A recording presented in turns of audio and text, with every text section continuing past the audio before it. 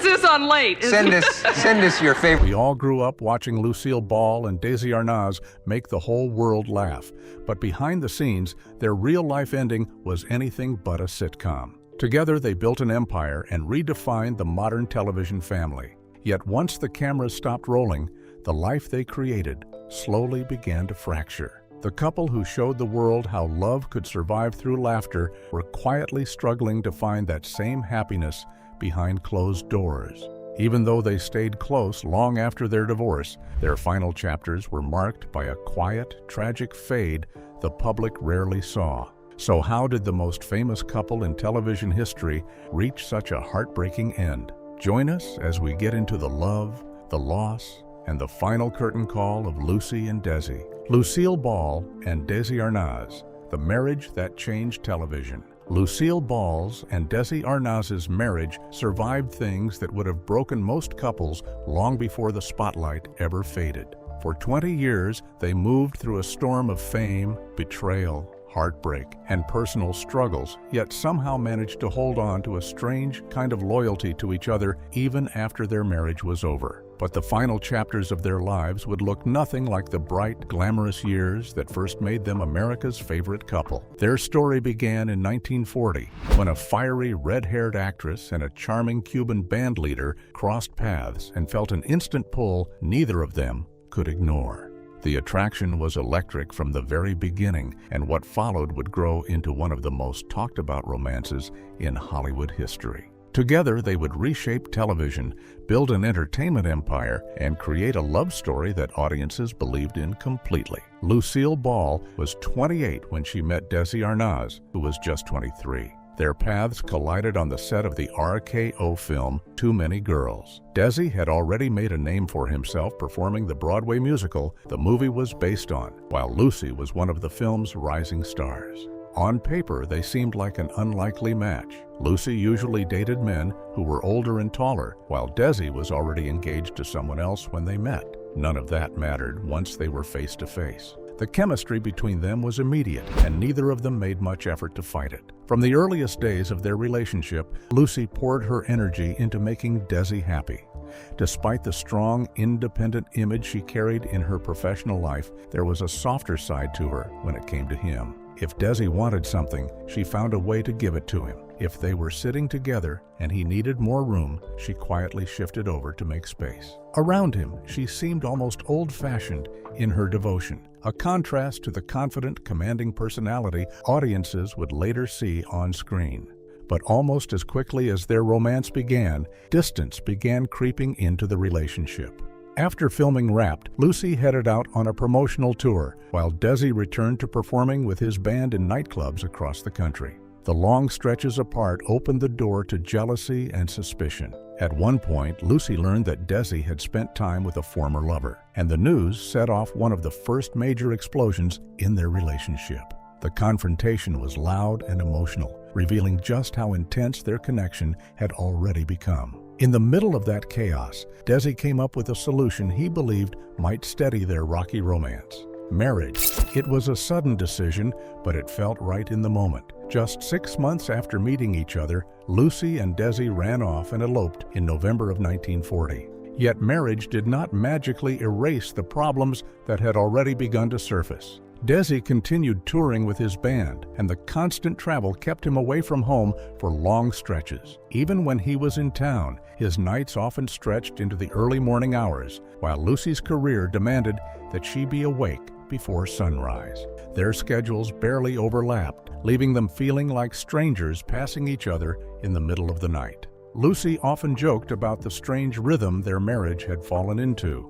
It felt as though the only place they consistently saw each other was in passing, somewhere between his late nights and her early mornings. Determined to anchor their relationship in something more stable, Lucy focused on starting a family, hoping it might finally keep them moving in the same direction. But the road to that dream was painfully difficult. Lucy suffered several miscarriages during those early years, each loss quietly chipping away at her optimism.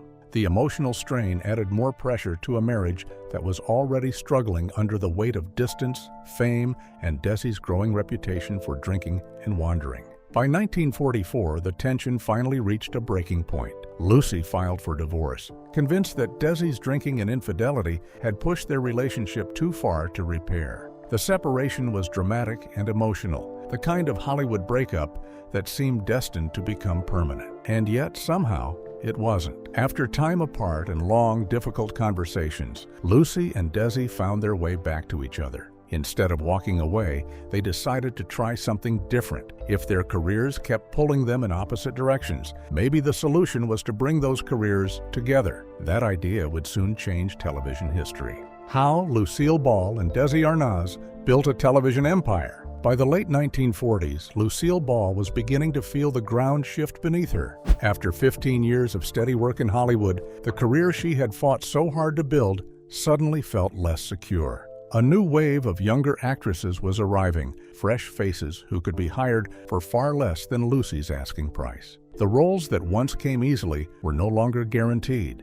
and the industry that had once welcomed her now seemed to be moving on without her. At the same time, the cracks in her marriage were becoming harder to ignore. Desi Arnaz was spending long stretches on the road with his band, moving from one nightclub to the next, while Lucy remained behind in California. Their relationship had always been passionate, but the distance between them kept growing, and Lucy was desperate to find a way to bring some stability back into their lives. That opportunity appeared in 1948 when Lucy made a surprising move into radio. She began starring in the CBS comedy My Favorite Husband, a show that quickly reminded audiences of something Hollywood had often overlooked. Lucy Ball was funny, not just charming or glamorous, but truly funny in a way that felt natural and effortless. The radio show gave her career fresh energy, and for the first time in years, it felt as though everything might be turning around.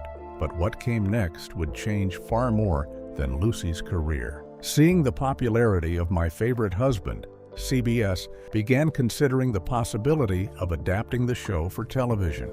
Lucy agreed to the idea almost immediately, but she had one condition that the network had not expected. If the show moved to television, Desi Arnaz had to play her husband. The network hesitated. To them, Lucille Ball represented the image of the all-American woman, and Desi's Cuban accent and background made executives nervous about how audiences might react. They simply didn't believe viewers would accept the pairing. Lucy refused to back down. Instead of abandoning the idea, she and Desi decided to prove the chemistry themselves. They took their act on the road, launching a touring vaudeville show that would allow audiences to see them perform together in person. Around the same time, they created their own production company, blending their names together to form one word that would soon become legendary in television history: Desilu.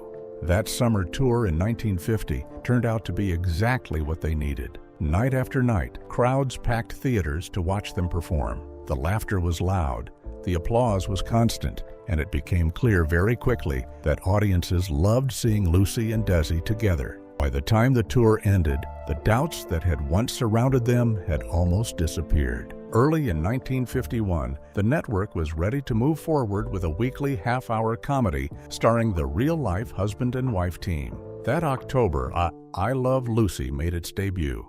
What happened next was something no one had quite anticipated. Within months, millions of viewers were tuning in every week to watch Lucy and Ricky Ricardo stumble through their hilarious misadventures. The show exploded in popularity, and before the end of its first season, it had climbed straight to the top of the television ratings. But even as the show took off, there were still obstacles that threatened to derail the entire project. Television production at the time was centered in New York City, yet Lucy and Desi had no intention of leaving their ranch in California. The idea of filming in Los Angeles created a problem for the network, since most East Coast audiences would have to watch delayed recordings that often looked grainy and low quality. Rather than give in, Desi pushed for something different. Instead of using the standard recording methods of the time, the show would be filmed on high-quality motion picture film.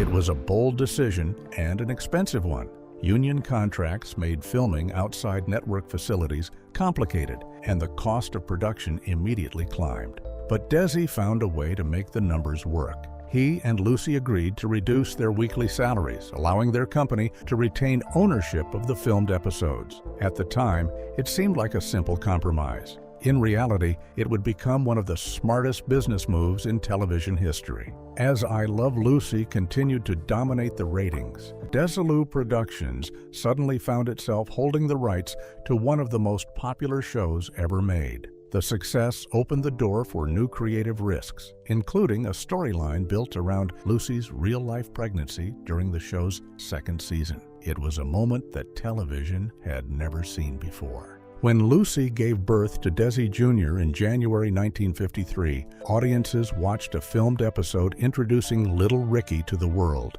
For the first time, a television show openly depicted a pregnant woman, turning what had once been considered taboo into one of the most memorable moments in TV history. Behind the scenes, Desi was transforming the way television was produced. He pushed for better filming techniques, improved editing equipment, and more efficient ways of combining footage. Those decisions quietly changed the production style that would later become standard across the industry. But Desi was thinking even further ahead. Because Desilu owned the filmed episodes, he was able to negotiate a groundbreaking agreement, allowing older episodes of I Love Lucy to be aired again. What seemed like a simple arrangement soon became something far bigger. Those reruns generated new income and opened the door to an entirely new market for television syndication.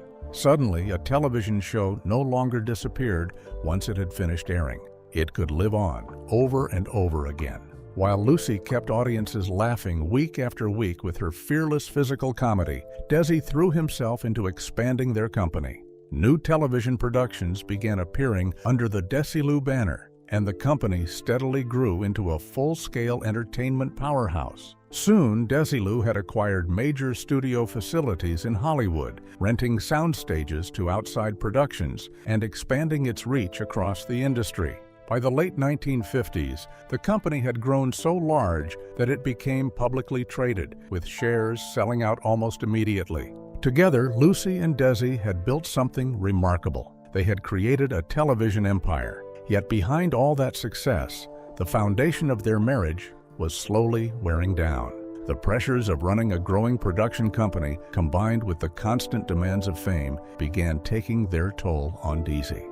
The insecurities that came with living in the shadow of Lucy's enormous popularity pushed him deeper into drinking, and the old problems that had once threatened their relationship never truly disappeared. For Lucy, the weight of it all eventually became too much. After 20 years of marriage, she made a decision that had once seemed unthinkable. In 1960, shortly after filming the final episode of the Lucy-Desi Comedy Hour, Lucille Ball filed for divorce. The breaking point in Lucille Ball's and Desi Arnaz's marriage. After 2 decades of marriage, countless episodes of I Love Lucy, and a television empire built side by side, Lucille Ball and Desi Arnaz finally reached the breaking point in 1960. What had once been one of the most electric partnerships in Hollywood slowly unraveled behind closed doors until the laughter that had carried them for years could no longer hold the marriage together. The truth was that the cracks had appeared long before the final divorce papers were signed. Lucy had actually filed for divorce once before, back in 1944, only 4 years into the marriage. At the time, the strain came from the same problems that would haunt their relationship for years to come: Desi's drinking and the growing rumors of infidelity. Lucy later reflected on that painful period, describing how Desi's nightlife had become so excessive that even Hollywood, a place not easily shocked, had begun to whisper about it. Stories about his behavior circulated publicly, and each one cut deeper than the last. By the summer of 1944, the distance between them had grown so wide that Desi had simply stopped coming home. Still, their connection proved difficult to sever. After that first divorce filing, they eventually found their way back to each other. The love between them was complicated but undeniable, and for years they continued trying to make the marriage work while building their careers together. But by the end of the 1950s, the problems they had once pushed aside were impossible to ignore. When Lucy finally filed for divorce again in 1960, The reasons were painfully familiar. Desi's drinking had worsened, and the pattern of late nights and wandering relationships had never truly disappeared. In court, Lucy described a marriage that had grown unstable and exhausting. She explained that Desi could swing between two completely different personalities, like someone shifting between calm and chaos without warning. One moment, he could be charming and loving, and the next he would spiral into drinking, gambling, and reckless behavior with other women. She spoke about the anger that had begun spilling into their home, sometimes erupting in front of their children. The outbursts made everyday life tense and unpredictable, and over time, the atmosphere became unbearable. Social gatherings faded away, friends stopped visiting, and the house that had once been filled with energy and laughter grew quieter and heavier. By the time the divorce arrived, Lucy admitted that the last 3 years of their marriage had felt like living inside a nightmare. Desi, for his part, did not pretend the relationship had been healthy in its final years. He later reflected on how their marriage had gradually deteriorated under the weight of constant work and constant proximity. Their lives had become so tightly intertwined that there was never any space to step away from the tension and let things cool down. They worked together every day, lived together every night, and carried the pressure of running a massive production company at the same time. As their emotional connection weakened, everything else began to collapse around it. Desi remembered the months leading up to the divorce as a period filled with arguments, distance, and a growing sense of unhappiness neither of them could fix. The more their relationship suffered, the more he buried himself in work and alcohol. Their bedroom had already become a symbol of that distance. By the time the marriage was nearing its end, they had not shared it for nearly a year. Eventually, the moment came when the truth could no longer be avoided. One evening, while Lucy was at his office, Desi finally said the words neither of them had managed to say out loud before. He told her he wanted a divorce. Lucy's reaction was immediate and explosive. The years of anger, disappointment, and heartbreak poured out all at once. The confrontation was fierce and emotional, filled with accusations and bitter words that revealed just how deeply both of them had been hurt. The fight ended with Desi trying to calm the situation and urging them to handle the divorce in a way that would protect their children and avoid turning the separation into a public spectacle. That night marked the real end of their marriage. After that confrontation, they never again lived together under the same roof. Even in the middle of that painful separation, Desi made one final decision that showed how complicated their bond remained. He insisted that Lucy should be the one to file for divorce, not him.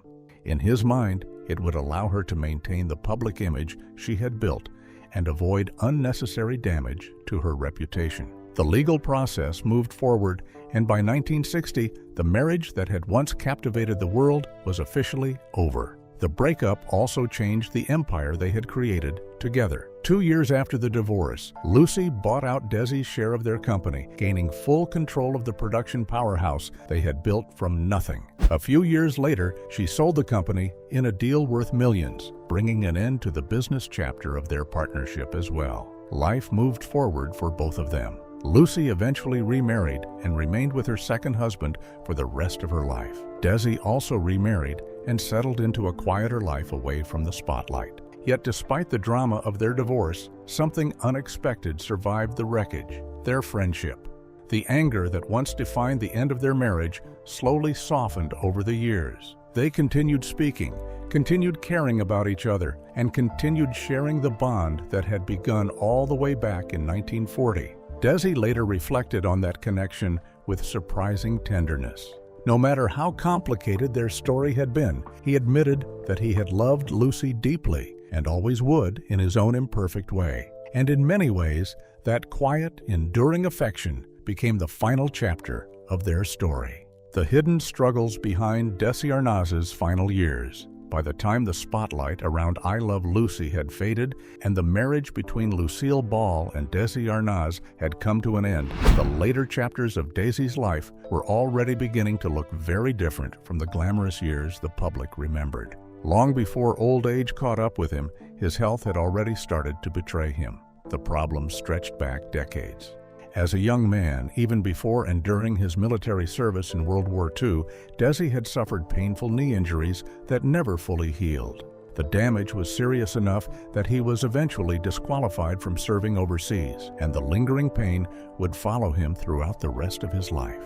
Then, years later, another frightening moment nearly ended his life altogether. In the late 1960s, while staying at his home in Baja, California, part of the floor suddenly collapsed beneath him. The accident was violent and chaotic. As the structure gave way, Desi was impaled by a tree stump that had pushed through the wreckage.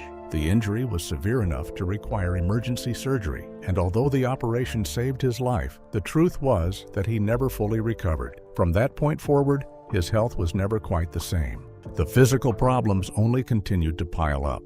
Throughout his life, he battled recurring intestinal issues and diverticulitis, conditions that sometimes forced him into the hospital for treatment. It was another reminder that the strong, energetic bandleader the world once knew was slowly being worn down by years of strain. And the damage wasn't only physical. For decades, Desi had struggled with alcohol, something that had played a painful role in the collapse of his marriage to Lucy.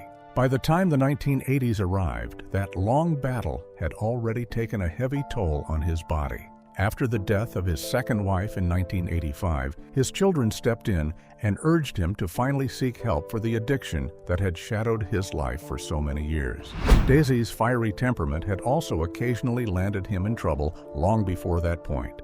In 1959, he was arrested for public intoxication while walking along Hollywood Boulevard, a moment that hinted at the instability simmering beneath his public image. Years later, another confrontation spiraled into something far more serious when he discovered two young men harassing his teenage daughter outside his home. Furious and protective, Desi confronted them, threatened to shoot their cars, and fired 2 warning shots into the ground. The incident ended with a brief stay in jail before he was released on bail. Yet despite the turbulence that had surrounded so much of his life, Desi eventually settled into a quieter rhythm during retirement. Away from the noise of Hollywood, he spent his time doing the things that had always brought him peace. He sailed his yacht whenever he could, something he had loved since childhood. He fished, cooked traditional Cuban dishes, and surrounded himself with the simple comforts that had once been impossible during the height of his career. Even with the health problems that continued to follow him, he still made occasional public appearances and remained active in causes that mattered to him. But while Desi was navigating the later years of his life, another storm was unfolding within the family. Their son, Desi Arnaz Jr., had grown up surrounded by fame, wealth, and the towering legacy of 2 of the most famous parents in television history. By the time he reached his teenage years, that pressure had already begun to shape his reputation. Like his father before him, he developed a reputation for living fast and chasing romance at an early age. Looking back years later, he admitted that even as a young teenager, he believed he was constantly falling in love. That youthful recklessness led him into adult responsibilities far earlier than anyone expected. At just 15 years old, he became a father himself, a shocking development that placed him in the spotlight for reasons very different from the ones that had made his parents famous. But relationships weren't the only struggles he faced. As he grew older, Desi Jr. began battling serious problems with drugs and alcohol, a painful echo of the addiction that had once haunted his father. For Lucy, watching her son drift into that world was heartbreaking. Yet no matter how difficult things became, she never turned her back on him. She remained determined to help him fight through the darkness that had taken hold of his life.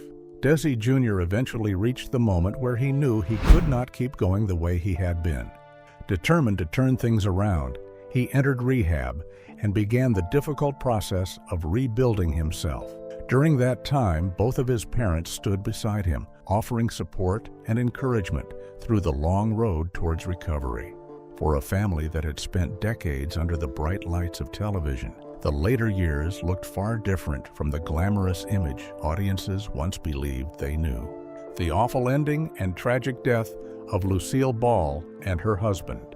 After their divorce, Lucille Ball and Desi Arnaz slowly began building new lives for themselves, even though the history between them could never truly disappear. Lucy remarried in 1961, choosing comedian Gary Morton as her partner for the next chapter of her life, while Desi also moved forward and married Edith Mack Hirsch 2 years later in 1963. On the surface, it looked like the two of them had finally gone their separate ways. But the truth was more complicated than that.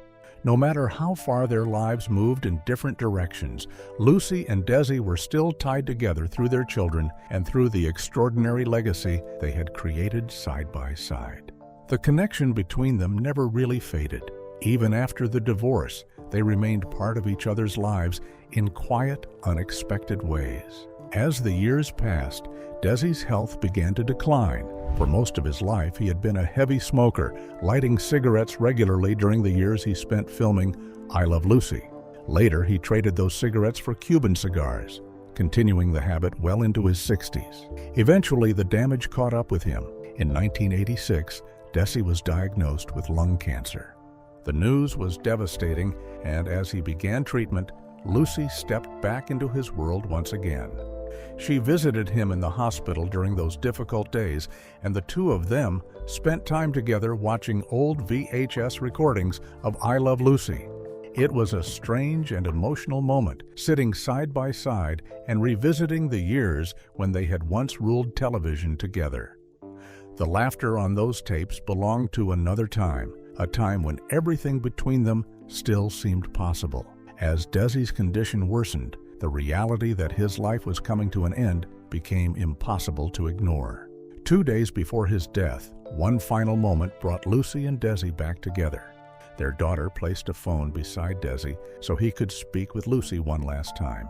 He was extremely weak, barely able to speak, but the call still connected them in a way that felt almost like stepping back through time. Lucy's voice came through the line, repeating the same words again and again. She told him she loved him. Over and over, she said it. Desi listened quietly, and then he answered in the same gentle way he always had with her. He told her he loved her too. Before the call ended, he added one more message, wishing her luck with her shows. It was a simple goodbye between two people who had once shared everything. The date of that final conversation carried a piece of history. It happened on November 30th, the very same day that had once marked their wedding anniversary. Just 2 days later, on December 2nd, 1986, Desi Arnaz passed away. Yet even after his death, the connection between them surfaced one final time in a way Lucy never expected. Only days later, she attended a ceremony honoring her incredible career. During the tribute, a letter written by Desi was read aloud in front of the audience. In it, Desi reflected on the show that had changed their lives and the woman who had made it unforgettable. He wrote that the entire purpose of I Love Lucy had been simple, to make people laugh. But Lucy, he explained, had given the show something rare and special. She could throw herself into the wildest physical comedy imaginable without ever losing the charm and warmth that made audiences adore her. He made it clear that the success of the show belonged mostly to her. If anyone tried to divide the credit between the writers, directors, and actors, Desi believed the truth was far simpler. Lucy deserved 90% of the credit, while the rest of them could share the remaining 10. To him, Lucy had always been the heart of it all. Listening to the tribute, Lucy was visibly overwhelmed. The memories, the love, and the history between them all seemed to come rushing back at once. But time continued moving forward, even for Lucy. 3 years later, in April of 1989, she suddenly began experiencing severe chest pains and was rushed to a hospital in Los Angeles. Doctors discovered that she was suffering from a dangerous tear in her aorta near the heart, a condition known as a dissecting aortic aneurysm. She underwent an intense 7-hour surgery to repair the damage and replace the valve. For a moment, it looked as though she might recover. Then, several days later, while still in the hospital, Lucy woke up with intense pain in her back. Within moments, she lost consciousness. Early that morning, at 5:47 a.m., Lucille Ball passed away after suffering a ruptured abdominal aortic aneurysm. The woman who had once filled television screens with laughter was suddenly gone. In the days that followed, memorial services were held to honor her life and career. her body was cremated, and her ashes were placed at a cemetery in Los Angeles near the resting place of her mother. Years later, her remains were moved again, this time returning to the place where her story had truly begun. Lucy was finally laid to rest in Jamestown, New York, the hometown she had always carried with her no matter how far her life had taken her. And in the end, the story of Lucy and Desi closed the same way it had begun decades earlier, with love that never quite disappeared. Were you a fan of I Love Lucy? Let us know in the comments below. Don't forget to like, share, and subscribe. Also, click the next video shown on your screen and you will enjoy it.